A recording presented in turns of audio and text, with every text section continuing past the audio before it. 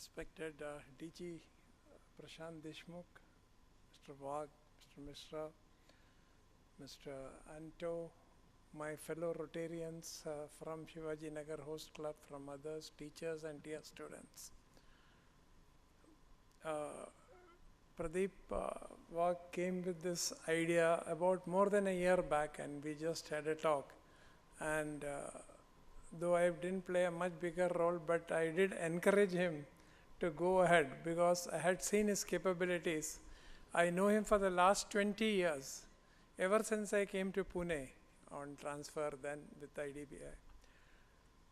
And he makes a success of whatever he does that I have seen. So we had a jointly done a program called Udyog Sadhana, that is creating entrepreneurs through the radio program. And and also many other such successful ventures he was doing through Development Education International Society. So I said he should go, and I'm happy to see that it had been such a good program, one of the best I have also attended. And my congratulations to Dr. Wagh, Pradeep Wagh, and all full Rotary Club of Shivaji Nagar for supporting. As far as my impressions about the seminar,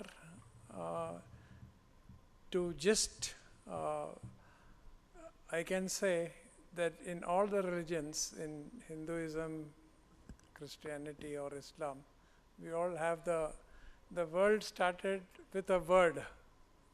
Then the God made man according to the Bible. So everything is, as somebody mentioned today in the interaction with the audience, that E is equal to mc square. E is the consciousness, M is the mass. We are all mass into, so we are all energy. We are all peace.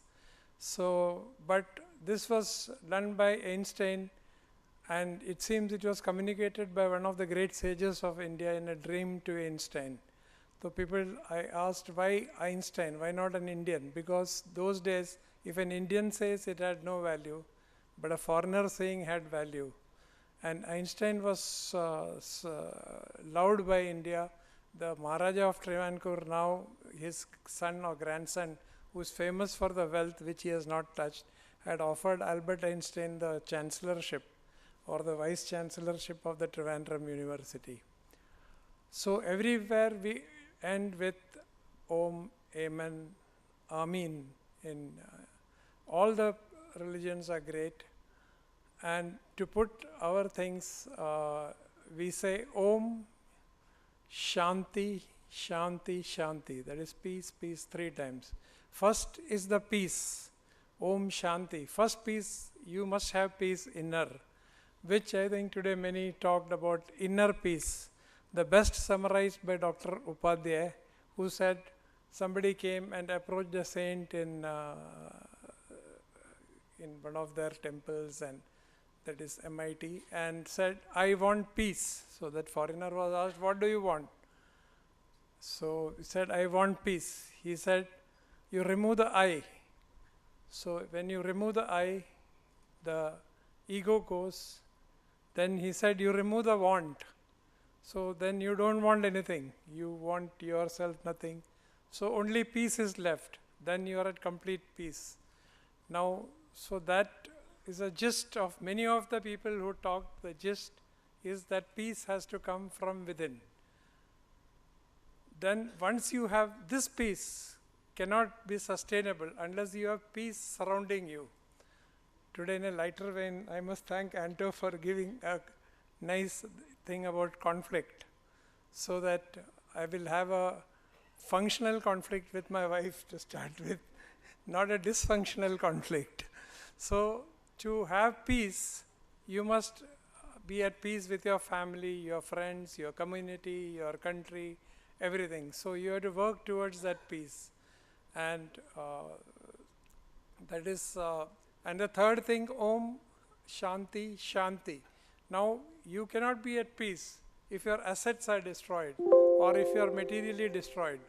Like one of the speakers yesterday, I don't remember whether it was Dr. But she said that in a country how ISIS was born, because that potato grower or the vegetable grower, he had to pay the police and he could not sell his things, and because of drought and various things. So his assets were, he had to pay bribe to sell his own goods in the market, and he committed suicide, out of which the ISIS was born. So we are complete, I mean, the gist of this, all the discussions, all the various topics, in my thought, my impression is that we say every day, Om Shanti to yourself, Shanti to you, Shanti, Shanti for the surrounding, your people, everybody has to be at peace, and all the no conflict. So not conflict in the this thing. So, and even in the Bible, it is written that God made you in your own, in His own image. God made us in His own image, and He wants us to be divine. So we must slowly inculcate. In Hinduism, it's yama niyama, but you must inculcate gratitude, humanity, modesty, soft speech, soft manners, love and vigor. Somebody talked greatly about love. So once you have all these qualities, you are at peace, and the whole place can become a much better place, and we can work towards what we have been discussing. With this, I once again congratulate Dr. Pradeep Wagh, all the dignitaries and all the speakers who have spent a lot of time, and the entire Rotary Club of Shivaji Nagar. Many people were appreciating both the ants also, especially the members and the ants.